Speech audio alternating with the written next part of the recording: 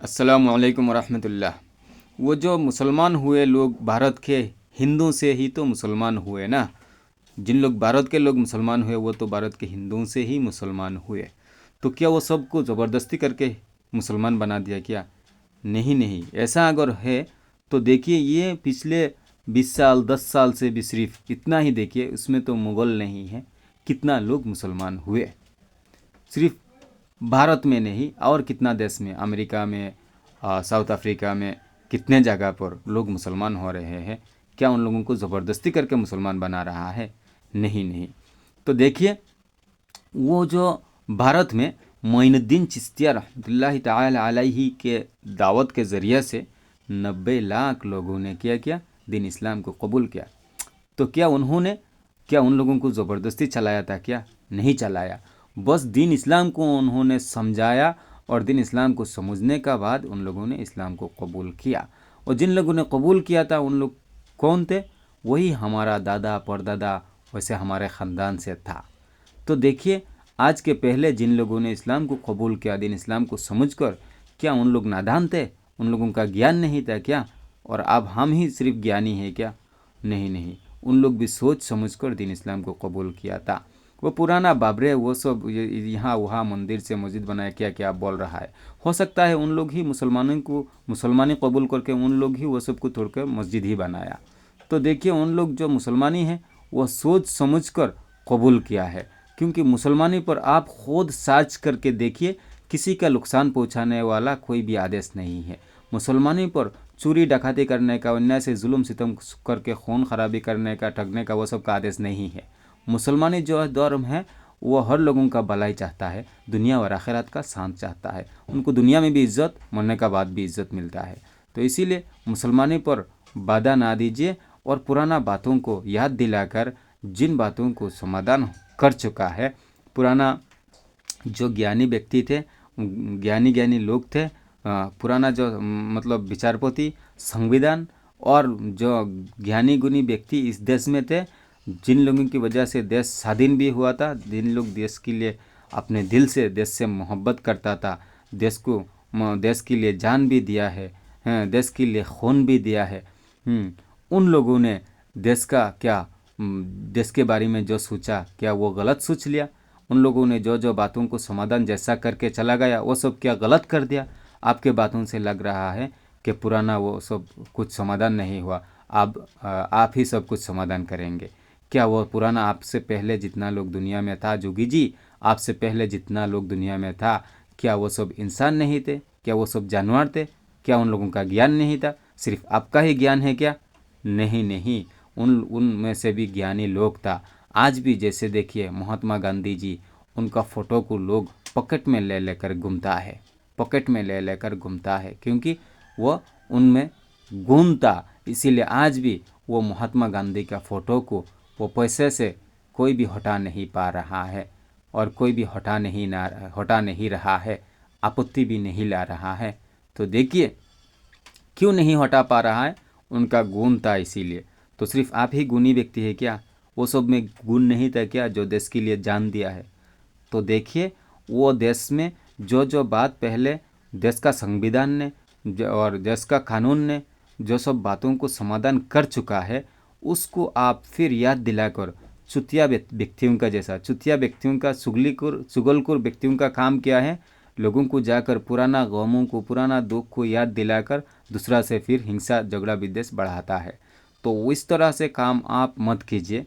आप एक मंत्री है, आप कैसा देश का समस्या, जो जो विचारपोती होता है, जो मंत्री होता है, जो मतलब सच्चा दिल से लोगों का भलाई, देश का भलाई चाहने वाला होता है, वो कभी भी देश में पुराना लफड़ा वाला बात को लेकर लफड़ा लगाना नहीं चाहता है, बल्कि यही कहता है, भाई जो हो गया वो माफ़ कर दो, और अभी से एक नेक होकर चलो, कोई दंगा मत करो। आप ये कानून कर सकता है कि नया से कोई हिंसा विद्वेष नहीं कर पाएगा। हाँ, करेगा तो कठोर व्यवस्था होगा, वो आप कर सकता है। लेकिन पुराना कौन क्या था, हाँ ये किया था, वो को था, वो इतना मर गया, वो इतना मर गया। अरे उस वक्त भी विचारी लोग था, विचार किया है, विचार पोथियों ने, संविधान था, कानून भी था। हाँ, तो उन लोगों ने वो सब कुछ समाधान कर दिया। जो कर दिया, तो आप मतलब आप वो फिर से वो बातों को उठाएंगे तो उन लोगों का असम्मानी हो जाएगा, उन लोगों को बेइज्जत करना हो जाएगा, उन लोगों ने जो सब फैसला लिया था वो सब को ना मानना हो जाएगा। तो देखिए, आप सम्मानी व्यक्तियों का सम्मान को ख़राब मत कीजिए। जिन लोगों ने देश के लिए भी जान दिया, खून दिया, उन लोगों का इज्जत को भी आप बर्बाद ना कीजिए। आप उन लोगों को खेल तमाशा मत बनाइए। हाँ, और उन लोगों ने जो सब बातों को समाधान कर दिया, वो सब बात को आप फिर लाकर देश में दंगा हंगामा मत बढ़ाइए। और देखिए, जो संविधान ने स्वाधीनता के बाद कह दिया कि जहाँ जो मंदिर है, जहाँ जो मस्जिद है, जहाँ जो गिरजा है, वो सब वहीं पर रहेगा, उसमें कोई और आपत्ति नहीं ला पाएगा, नहीं लाएगा। तो ऐसा संविधान ने कह दिया। फिर आप अगर उसमें आपत्ति करेंगे, आप अगर फिर से पुराना वो सब बातों को याद दिलाकर लोगों को दंगा ऐसा फसाद बढ़ाना चाहेंगे, फिर वो जो संविधान ने कह दिया कि जहाँ जो है मस्जिद मंदिर गिरजा वहीं पर रहेगा, उसमें और कोई आपत्ति नहीं ला पाएगा, फिर भी आप अगर आपत्ति लाएंगे तो आप खुद ही कहिए कि क्या आप संविधान को सम्मान कर रहे हैं, क्या आप संविधान को मान रहा है। जो संविधान को लिखा वो तो आपने मर्जी से नहीं लिखा है, उसको देश के लोगों ने अधिकार दिया था संविधान लिखने का, सब एकमत होकर उससे लिखाया, इसके बाद ना वो लिखा, और वो सब संविधान को लोग मान कर आए। अगर ना मानते तो पहले वो अलाउड नहीं होता। वो संविधान क्या वो अकेले पास कर दिया क्या? नहीं किया ना। तो इसीलिए देखिए, जो देश का संविधान है उसको मतलब आप अमान्य ना करें, और संविधान को अमान्य करने वाला टेररिस्ट आतंकवाद होता है। आप अगर संविधान को अमान्य करके मंत्री का कुर्सी पर बैठना चाहेंगे तो इंशाअल्लाह देश के लोग आपको ये मंत्री पद में अलाउड नहीं करने के लिए दाबी रखेंगे, और आपके लिए मतलब इस्तीफ़ा चाहेंगे कि आप ये कुर्सी को छोड़ के हट जाए, क्योंकि आप यहाँ बैठने का लायक ही नहीं है।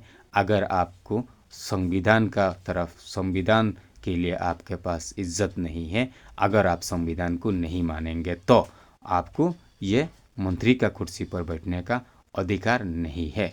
तो देखिए, संविधान को मानकर चले, वरना आपके लिए मतलब आपको आपके इस्तीफ़ा के लिए, आपको ये मंत्री पद छोड़ने के लिए लोग इंशाअल्लाह दाबी उठाएंगे कि आप ये मतलब ये संविधान ना मानने वाला व्यक्ति को इस मंत्री का कुर्सी पे ना बिठाए। तो इसीलिए आप देखिए, देश का भला ही सोचे। आप ये संप्रदाय को लेकर बात करने के लिए, घूमने के लिए, अकेले सिर्फ संप्रदाय के लिए वो बात और करने के लिए, घूमने के लिए आपको नहीं बनाया है ना। आपको तो देश के सुरक्षा के लिए बनाया है ना। तो आप देखिए, हर लोगों को कैसा मतलब एक नेक रख कर चला सके, या ज़बरदस्ती करके एक नेक मतलब एक तरफा सबको बनाकर, ऐसा नहीं। एक नेक मतलब जो जिसका घर में है, जो जिसका जगह पर है, किसी पर कोई ज़बरदस्ती जुल्म अत्याचार ना चलाकर, सबको समान अधिकार देकर अपने खुशी से जायज़ और न्याय पर चलने का, हलाल रास्ते से चलने का मौका देने में मतलब जो जायज़ और हलाल रास्ते पर चलने के लिए उन लोगों को माना ना करे, और जायज़ और हलाल रास्ते पर न्याय पर लोगों को चलने का अधिकार को मत छीनने का कोशिश करे। हलाल और जायज़ रास्ते पर, न्याय पर लोगों को चलने का अधिकार को आप छीनने का कोशिश मत करें। लोगों को हलाल और जायज़ और न्याय रास्ता पर चलने में आप बाधा ना दें।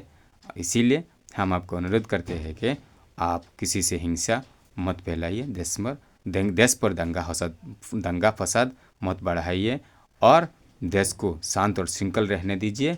देश पर कानून को लेकर आप खेल मत कीजिए। देश का पावर आपके हाथ में गया बोल के ये पावर प्रशासन कानून के लेकर आप गुंडागर्दी माफियागिरी मत कीजिए। माफिया तो वही होता है जो कानून को छोड़कर अपना हुक्म अपना पर्सनल हुक्म को जो चलाना चाहता है। तो इसीलिए आप देखिए, ये कानून को छोड़कर अपना हुक्म को चलाने का कोशिश मत करें। कानून का ही नियम को मानकर, संविधान को मानकर आप चले। नया से कैसा अच्छा से चले वही नियम बनाए। पुराना क्या हो गया वो हो गया ये मत करें, और पुराना जो समाधान है, जो जो चीज़ वो सब समाधान पर आप फिर असमाधान मत लाइए। नया मतलब कैसा सुंदर हो सके, कैसा अच्छा से सब चल सके, कोई किसी से जैसा हिंसा ना करे, जो जैसा चल रहा है वो हलाल और जायज़ और न्याय पर चले, वो सब के लिए आप चिंता करें। देश को कैसे आगे बढ़ाए वही चिंता करें। अस्सलामु अलैकुम व रहमतुल्लाह।